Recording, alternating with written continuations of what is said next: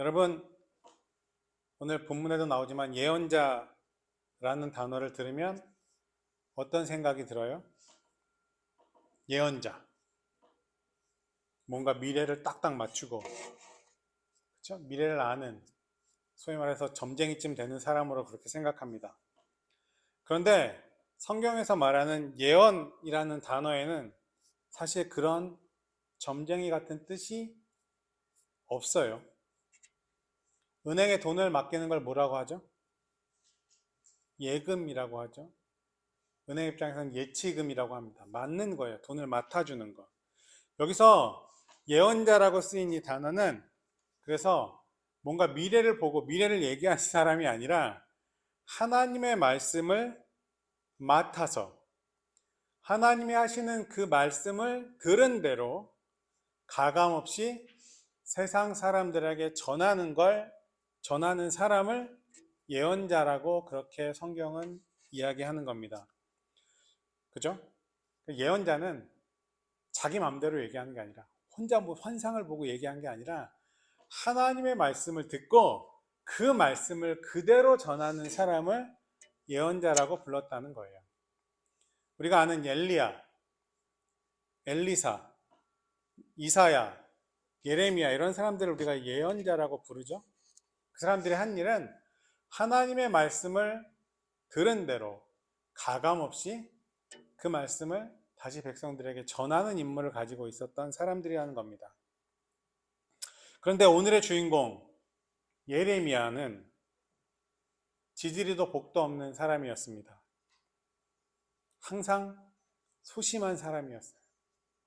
여러분, 우리가 잘 알고 있는 엘리야 같은 선지자는요, 갈멜산에서 이방 선지자와 850대 1로 싸워서 이깁니다. 그렇죠?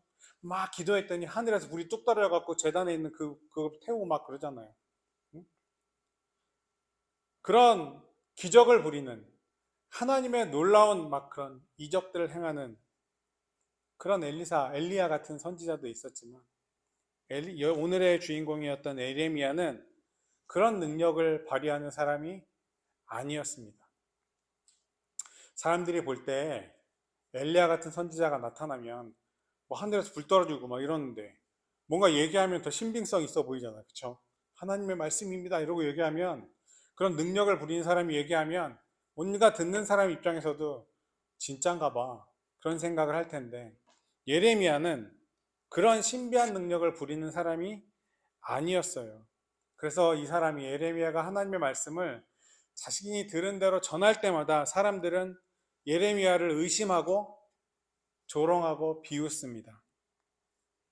그래서 예레미야가 예언자로서 하나님의 말씀을 전할 때마다 예레미야 스스로도 갈등이 심하고 참 마음이 힘들었던 사람이에요. 오늘 본문에도 나오지만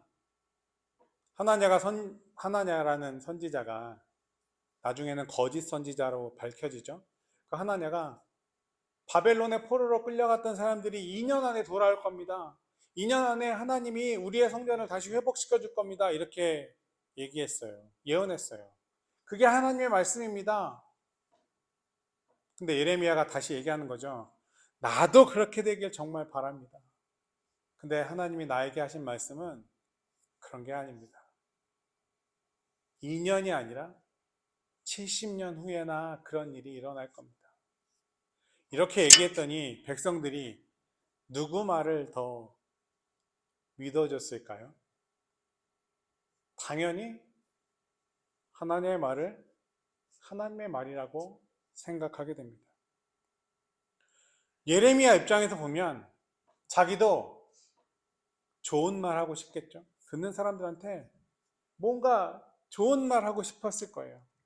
근데 예레미야는 예언자로서 자신에게 맡겨진 그 말씀을 들은 대로 전할 수밖에 없었고 그 말씀을 들음으로 인해서 고뇌하게 됩니다. 그죠? 갈등하게 돼요. 왜냐하면 예레미야도 아픈 시절을 살아갔던 사람이고, 그죠? 나라가 망한 그 시절을 살아갔던 사람이고, 그러므로 인해서 자신의 백성들이 너무너무나 회복되는 걸 바랬던 사람이고, 이스라엘의 무너진 성전이 회복되길 바랬던 사람이고, 그죠? 그래서 좋은 얘기 하고 싶었을 거예요. 근데 하나님의 말씀을 들었는데 하나님이 심판을 계속 말씀하시니까 자신의 마음이 얼마나 힘들었겠습니까? 그럼에도 불구하고 예레미야는 갈등 속에서 하나냐처럼 거짓 예언을 하는 게 아니라 진짜 하나님의 말씀을 선포하게 됩니다. 그래서 예레미야를 후대의 사람들이 뭐라고 불렀는지 알아요? 눈물의 선지자라고 부릅니다. 그냥 우는 거야. 너무 답답하니까 자기도. 상황이 답답해서 울고, 하나님의 말씀이 그렇게 안 좋은 말씀만 들리니까 또 울고, 갈등하는 자기가 너무 힘드니까 울고. 그래서 후대에 우리는 예레미야를 눈물의 선지자라고 부릅니다. 여러분, 오늘 함께 읽었던 본문에 보면 1절부터 4절까지 하나냐가 그렇게 예언해요. 빼앗겼던 성전의 모든 기물들이 2년 안에 돌아올 거고, 돌아갔던 그 포로로 잡혀갔던 그 사람들이 2년 안에 돌아올 거다. 그렇게 얘기합니다. 우리 언젠가 그 설교했던 다니엘이 끌려갔었잖아요. 바벨론에. 그죠? 바벨로니아가 바벨론이에요? 쉽게 그 번역대에서 바벨로니아로 이렇게 번역돼 있지만 바벨론이 바벨로니아예요. 저번에 얘기했던 그 다니엘이 바벨론에 끌려갔었잖아요. 그렇게 끌려갔던 포로들이 2년 안에 돌아올 거라고 얘기해요. 근데 예레미야가 다시 얘기하는 거죠. 그런 뻥치지 마십시오. 해방 포로는 꿈도 꾸지 마십시오. 2년이 아니라 70년입니다. 여러분 70년이라고 생각해 봐봐. 70년 후에 그 일어나면 지금 예언하고 있는 하나님의 말씀을 전하고 있는 그 시대에 듣는 모든 사람들은 죽고 없을 때예요. 그렇잖아요. 이제 뭐 갓 태어난 사람이나 살았을까? 근데 그때 당시에 평균 수명이 요즘 같지 않았거든요. 40도 안 됐을 거야. 40, 50. 70이면 거기에 예언 듣고 있는 이스라엘 모든 사람들은 죽고 난 후예요. 근데 여러분 누구의 예언이 진실이었어요? 진리였어요? 우리가 예레미야서를 다 읽진 않았지만 예레미야서 28장 15절 이하에 보면 하나냐, 듣기 좋은 말을 했던 하나냐는 거짓 선지자로 판명돼서 죽게 됩니다. 예레미야 말이 진실이었던 거죠. 아까 얘기했던 것처럼 예레미야도 좋은 말 하고 싶지 않았을까요? 자기도 뭔가 좋은 말을 하고 싶었을 거예요. 그런데 싫어도 전해야 하는 게, 하나님 말씀을 말해야 하는 게 예언자였기 때문에 예레미야는 끝까지 자신의 소임을 다하게 됩니다. 진짜 사랑하는 사람들과 이스라엘 백성, 자신이 사랑하는 사람들과 하나님의 명령 사이에서 눈물로 고뇌했던 사람이 바로 예레미야 선지자라는 말입니다. 여러분, 이제 말씀을 듣는 사람 입장에서 한번 생각해 봅시다. 우리도 듣기 좋은 말만 듣고 싶죠? 그죠? 설교도 부자 되십시오. 축복이 여러분에게 이런 얘기만 듣고 싶습니다. 사실 그쵸? 그런 얘기 듣고 싶잖아요. 그래서 나의 마음대로, 내가 마음 가는 대로, 내가 살아가기 편한 대로 내 인생을 살아가고 싶은 게 우리의 마음입니다. 그런데 때때로 우리의 삶은 내가 원하는 대로 되지 않죠. 그리고 때때로 흘러가는 방향이 전혀 내가 생각하는 것과 다른 방향으로 내 삶이 진행될 때도 있습니다. 그걸 하나님이 요구하신다고 생각이 들 때도 있습니다. 그러니까 내가 원하지 않는 방향으로 하나님이 내 삶을 튼다고 생각될 때도 있다는 말이죠. 그때 들리는 하나님의 말씀들은, 그때 들리는 설교들은 내가 듣기에 참 거북한 것들이 많이 있습니다. 그죠? 그게 우리의 인생이에요. 그게 우리의 신앙이에요. 여러분, 듣기 거북한 얘기가 자꾸 설교를 통해서, 말씀을 통해서 내게 다가올 때, 싫은 것을 요구하시는 하나님의 그 음성들이 나에게 들릴 때, 여러분 어떻게 하면 좋을까요? 하나냐가 얘기했을 때 이스라엘 사람들은 하나냐의 말이 진실이라고 믿고 싶었을 거예요. 우리도 내가 듣기 별로 안 좋아하는 음성이 들린다면, 그게 하나님의 뜻이라는 생각이 자꾸 든다면 나도 애써 외면할 수밖에 없는 그런 삶의 자세를 가질 수도 있다는 말이죠. 아니면 그냥 모른 척하고 저 말은 나랑 상관없는 거다, 귀를 막고 여전히 좋은 말만 듣기 좋은 말만 들으면서 사는 것이, 여러분, 그게 진짜 하나님이 우리에게 바라시는 그런 걸까요? 아니면 묻지도 따지도 말고 그냥 하나님 말씀이니까 아멘 하는 게 바른 신앙일까요? 여러분이 듣기 좀 거북한 얘기들이, 때로는 여러분이 원하지 않는 삶의 방향으로 흘러갈 때, 하나님이 원하시는 방향이 그거라고 생각이 들 때 무작정 아멘 할 수 있어요? 아멘 하는 게 그러면 바른 신앙일까요? 생각해 봅시다. 여러분, 우리가 신앙을 얘기하지 않고더라도 하나님을 모르는 사람들도 어렵고 힘든 일이 자신에게 있더라도, 그리고 자신의 삶의 과정 속에서 어렵고 힘들더라도 자신에게 의미가 있으면 자신의 시간과 물질을 기꺼이 들여서 그것을 위해 살아갑니다. 그렇죠? 그렇잖아요. 여러분, 좋은 대학 가기 위해서 노력해서 여기까지 왔잖아. 좋은 직장을 얻기 위해서 열심히 노력하잖아. 응? 신앙이랑 전혀 상관없는 거잖아. 내가한테 의미가 있으니까 열심히 살아가려고 하는 거잖아요. 응? 때로는 코피 터져가며 밤잠 만자가며 열심히 뭔가 하잖아요. 왜? 의미 있는 의미 있는 인생을 만들어가기 위해서. 때로는 억지로 하는 것도 있어요. 그렇죠? 싫어도 하는 거야. 나에게 의미가 있기 때문에 그렇습니다. 여러분, 생각해 봐야 될 거는 신앙도 그렇다는 거예요. 신앙도 나에게 의미가 있기 때문에 피하지 않고 순종하며 믿음 가운데 묵묵히 그 길을 걸어갈 수 있어야 하는 때가 분명히 우리의 삶에 있다는 거예요. 의미 있는 신앙의 태도, 바로 이게 오늘 제가 여러분들에게 꼭 하고 싶은 말씀입니다. 이제 학기 말이라서 2주간 또 한 3개월 동안 못 볼 테니까 의미 있는 삶, 의미 있는 마음을 가지고 살아가라고 이런 얘기를 하고 싶었어요. 여러분, 신앙은 하나님을 믿는 거예요. 그렇죠? 성경을 통틀어서 보면 신앙의 가장 기본이 되는 사람이 있습니다. 우리가 믿음의 조상이라고 부르는 사람, 아브라함이죠. 믿음의 조상 아브라함은 뭐 이런 찬양도 있었어요. 목사님 어렸을 때. 뭐 믿음의 조상 아브라함 7명의 아들이 있어, 그거였나? 하여튼 가사가 잘 모르겠네요. 이제 너무 오래된 일이라. 하여튼 그런 찬양도 있었습니다. 아브라함을 믿음의 조상이라고 만든 결정적인 사건이 있었죠. 창세기 22장에 나오는 자신의 아들 이삭을 번제로 바치라는 하나님의 명령이었어요. 우리는 이 기사를 너무나도 잘 알고 있기 때문에 쉽게 간과하고 지나가는 사실이 있습니다. 그게 뭐냐면, 그 명령을 들었을 때 아브라함이 아멘 했다라고 착각하죠. 여러분, 진짜 그랬을까요? 이삭이 어떤 아들인데 100세 얻은 아들이에요. 100세 얻은.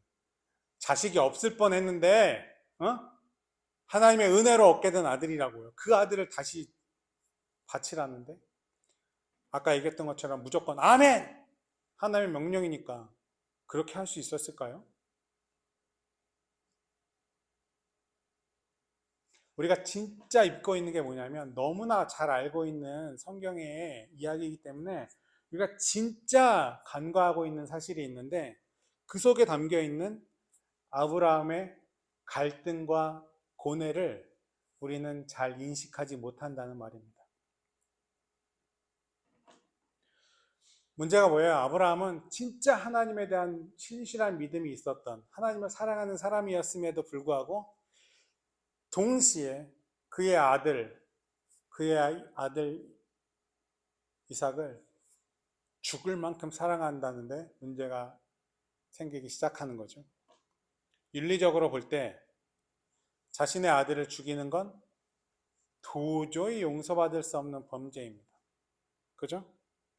그러나 종교적으로 볼 때, 신앙적으로 볼 때 하나님의 명령을 따르는 건 칭찬받을 만한 일입니다.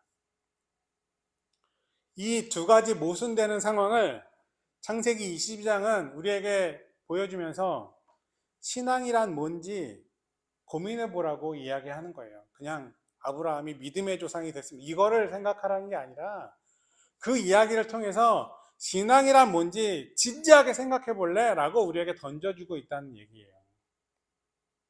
여러분 생각해 보세요. 아브라함이 하나님의 명령이면 당연히 나는 이걸 따라야 됩니다, 여기고 아무런 고민 없이 고뇌 없이 아들을 죽이러 산으로 올라갔을까요? 아들을 바치라고요? 아멘, 하나님의 명령인데 그까짓 거 문제 없습니다, 이러고 갔을까요? 여러분 그렇게 생각해요? 번제가 뭐예요? 번제로 바치래. 재물을 태워서 그 연기를 하늘로 올려드리는 제사법이에요. 아들을 죽여서 태워야 되는 거야. 그런 상황에서 아무렇지도 않게 그렇게 아들을 죽이러 아멘 하고 올라갔다면 나는 최소한 내 양심상 저는 아브라함을 믿음의 조상으로 받아들이지 못했을 것 같아요. 진심으로. 아무렇지도 않게 아들을 태우고 그 연기를 하나님께 드리면서 할렐루야 할 사람은, 그런 사람은 믿음이 좋은 사람이 아니라 미친 사람이겠죠, 진짜로. 근데 우리는 그렇게 했다고 생각해요, 결론적으로. 그렇죠? 믿음의 조상이니까. 근데 반대로 생각해 봅시다. 아들을 바치라는 하나님의 명령을 듣고 아브라함이 하나님, 그건 도저히 윤리적으로 받아들일 수 없습니다, 아들을 죽이는 건 천륜을 거스리는 범죄입니다, 그런 범죄를 저에게 명령하지 마십시오, 그렇게 거부했다면, 그렇게 얘기했다면 아브라함은 또한 우리가 아는 것처럼 믿음의 조상이 되지 못했을 거예요. 그럼 아브라함이 왜 믿음의 조상으로 우리에게 기억될 수 있었을까요? 왜 우리는 아브라함을 믿음의 조상이라고 부를까요? 왜 그럴까요? 제가 생각하기에 아브라함은 하나님의 그 명령을 듣는 순간, 아들을 바치라는 명령을 듣는 순간, 그 순간 결정하지 못했을 거예요. 그죠? 아멘, no, 한순간에 대답하지 못했을 거예요. 하나님이냐 아들이냐 선택하지 못했을 거라는 거죠. 그죠? 그는 고민하기 시작했을 거예요. 갈등하기 시작했을 거예요.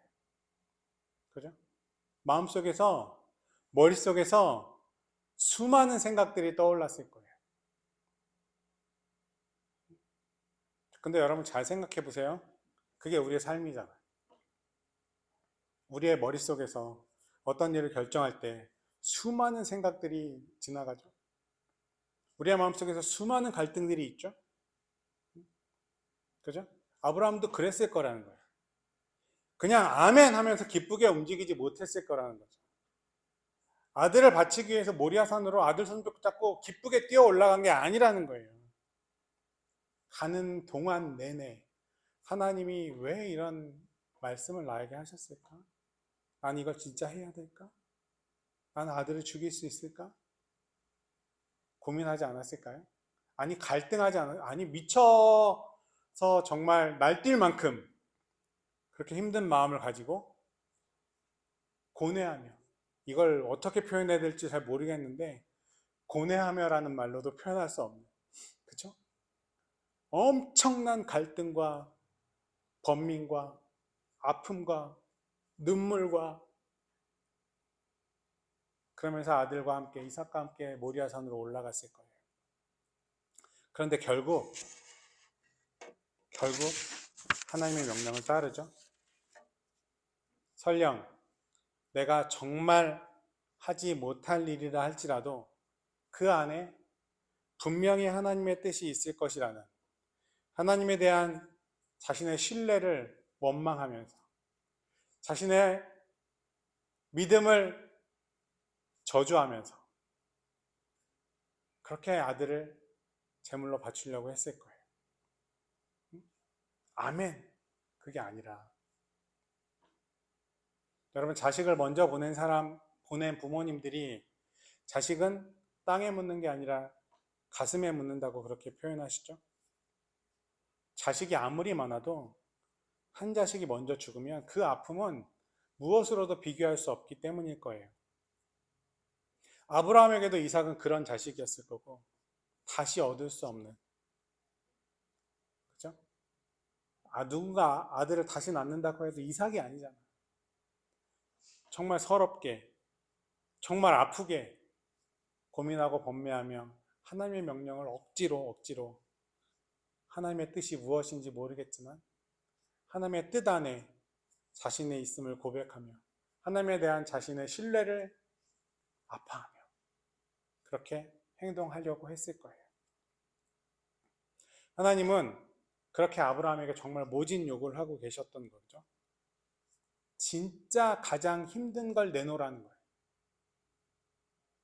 자신의 목숨과도 바꿀 수 없는 아들, 정말 내놓을 수 없는 그걸 내놔야 할 때 아브라함의 마음을 한번 생각해 보세요. 상상해 보세요. 어땠을까요? 아브라함을 우리가 위대한 믿음의 조상이라고 부르는 이유가 여기 있다는 거예요. 진짜 자신의 목숨과도 바꿀 수 없을 그 자신이 정말 소중하게 여겼던 그것을 하나님의 앞에 내려놓을 수 있는 것. 하나님의 명령을 품고 자신의 모든 걸 다해서 고민하며 자신의 모든 걸 다해서 하나님을 신뢰하며 아파하며 무거운 한 걸음 한 걸음을 모리아산으로 향했던 그 마음, 그 고민, 그 번뇌, 그 후에 그 결정을 하나님은 진짜 믿음이라고 우리에게 가르쳐주고 있다는 사실이죠. 그것이 바로 그를 믿음의 조상이라고 우리가 부르게 만든 이유라는 거예요. 하나님이 보시는 믿음은 과정이 생략된 결과가 아니라는 사실이에요. 여러분, 그런 믿음은 없어요. 우리의 삶이 그렇잖아요.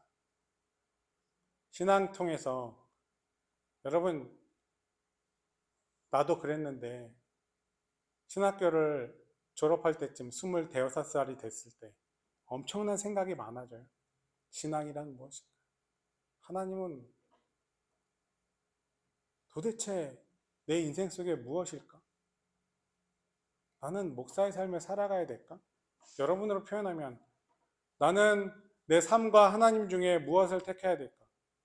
하나님이 원하시는 게 뭘까? 신앙이란 무엇일까? 그런 고민 안 해요? 목사님 엄청 고민했어요. 그런 고민들 앞에서 그 고민의 과정들도 하나님은 정말 귀하게 보신다는 거예요. 그런 고민 없이 만들어진 결과는 없어. 그런 결과는 없는 거예요. 그렇죠? 아브라함이 진짜 믿음의 조상이라고 우리에게 인정받을 수 있는 이유는 정말 아픈 고민과 갈등과 해결할 수 없는 그 번민 속에서 하나님을 향한 결정을 내릴 수 있었던 그 과정을 하나님이 정말 높이 사셨다는 거예요. 다시 말하지만 하나님이 보시는 믿음은 과정이 생략된 결과가 아니라는 거예요. 하나님이 보시는 믿음은 그냥 묻지도 따지도 말고 아멘 하는 모습이 아니라는 거죠. 그런 건 없어. 그건 믿음이 아니야. 무모함이야. 왜냐하면 우리에게 의지를 주셨기 때문에 우리 스스로 고민하면서 갈등하면서 아파하고 그러면서 정말 아브라함처럼 내가 아파하는 그것도 내가 정말 사랑하는 그것도 내려놓을 수 있는 믿음을 우리에게 보여달라고 원하시는 거예요. 정말 고민 끝에 하나님과 명령을 바꾸는 그 모습을 하나님은 정말 귀하게 여기신다는 거죠. 여러분 이거를 뭐라고 부르냐면 신앙에서 신앙적인 결단이라고 부릅니다. 신앙적인 결단. 신앙적인 결단에는 항상 고민이 따라요. 여러분 인생에 있어서 고민할 일이 있잖아요. 나는 이 대학에 가야 할까? 저 대학에 가야 할까? 여러 개 붙었으면 그것도 고민 아니야? 나는 이 직장에 가야 될까? 저 직장에 가야 될까? 여기로 가는 게 좋을까? 저기로 가는 게 좋을까? 연봉이 여기가 높은데 여기는 이게 좋고 고민하잖아. 신앙에도 그런 고민이 있다는 거예요. 그냥 아무 생각 없이 신앙생활 하는 건 뭔가 잘못된 거야. 아니, 내가 제대로 신앙생활을 하지 않고 있는 거야. 하나님을 제대로 보지 못하고 있는 거야. 하나님을 우리가 정말로 생각한다면, 내가 신앙 안에서 살아가려고 한다면 우리는 고민할 수밖에 없어. 그게 잘못된 게 아니라고요. 그게 잘못된 게 아니라 나는 제대로 신앙생활을 하고 있는 거라고요. 여러분, 내가 하는 말이 무슨 얘기인지 이해가 되시죠? 하나님은 우리에게 무엇을 내려놓았느냐가 아니라 어떻게 내려놓았냐를 보고 있다라고 얘기하시는 거예요. 내가 무엇을 내려놓았냐에 집중하면 내가 놓기 쉬운 것만 놓을 수 있어요. 하나님이 진짜 별로 안 중요하게 생각하시는 것만 놓고 싶어요. 왜? 내 귀에 들리는 안 좋은 소리들, 하나님이 원하는 소리들은 안 들리거든. 내 결정에 놓기 편한 것만 들리고 그것만 놓을 수 있으니까. 근데 하나님이 우리에게 원하시는 건 어떻게 내려놓냐의 과정을 보여달라고 원하시는 거예요. 하나님이 여러분들을 하나님의 자녀로 부르신 이유들이 다 있습니다. 여러분의 삶 속에, 여러분의 가정 속에, 여러분의 일터 속에, 그리고 나와 만나서 우리 교회에서 같이 신앙생활 하게 하신 그런 이유들이 분명히 있을 겁니다. 솔직히 말해서 이런 설교는 듣기 어렵잖아요. 그렇지 않아요? 이런 얘기 잘 안 해주잖아요. 여러분의 인생을 생각해 보십시오. 하나님이 여러분 부르신 이유는 무엇일까? 그리고 여러분에게 주신 십자가는 무엇일까? 여러분 지난번에 얘기했죠? 십자가 얘기하면서 누구 얘기했어요? 파이 이야기 했잖아요. 파이가 호랑이랑 배에서 같이 동거했죠. 227일 동안. 그 호랑이를 처음에는 죽이려고 했어요. 밀어내려고 했어요. 근데 그 호랑이랑 같이 살아갔을 때 자신이 살아가고 있음을, 자신의 삶이 의미 있음을 파이가 깨달았다고 얘기했잖아요. 호랑이를 끌어안는 게 그게 자신의 삶의 목적이 된다는 걸 깨달았어요. 이해했죠? 이해하죠? 여러분에게 주신 십자가는 분명히 이유가 있어요. 또 여러분에게 주시는 소명들도 있어요. 소명은 목사만 있는 게 아니야. 선교사만 있는 게 아니야. 여러분의 삶에서 하나님이 그리스도인으로서, 하나님의 사람으로서, 하나님의 자녀로서 그 직장을 선택하게 하신 이유가 분명히 있을 거예요. 그걸 소명이라고 불러오는. 여러분 그 의미들을 찾아가십시오. 고민하십시오. 그렇게 하루하루 고민하며 하나님이 여러분에게 주어진 삶을 충실하게 살아갈 수 있는 진짜 신앙인의 삶들을 살아갔으면 좋겠습니다. 여러분 고민하는 거, 갈등하는 거 너무나 잘하고 있는 거. 이상한 게 아닙니다. 그 과정 속에서 하나님은 그럼에도 불구하고 진짜 내려놓기 힘든 그것을 고민하며 갈등하며 내려놓을 수 있을 때 하나님이 우리의 삶을 책임져 주실 줄로 믿습니다. 그걸 우리가 어떻게 확인할 수 있어요? 아브라함이 진짜 이삭을 죽이려고 했을 때 하나님은 이삭을 죽이는 게 목적이 아니라 아브라함의 믿음을 확인하고 싶으셨던 거예요. 고민 속에서 내려놓기 힘든 그것을 내려놓을 수밖에 없는 결단을, 그 신앙적인 결단을 할 수 있는 아브라함의 모습을 보시기 원하셨던 거예요. 결국 어떻게 돼요? 이삭이 죽은 게 아니라 숨겨져 있던 양이 죽어요. 그렇죠? 하나님은 이미 그 이후의 삶도, 그 이후의 과정도 준비해 놓고 기다리고 계셨어요. 우리가 그렇게 고민 속에서 내려놓을 수만 있다면, 하나님이 우리에게 주신 그 소명들을 우리가 결단 속에서 붙잡을 수만 있다면, 하나님은 여러분의 삶들도 책임져 주실 줄로 믿습니다. 여러분, 그렇게 살아갑시다.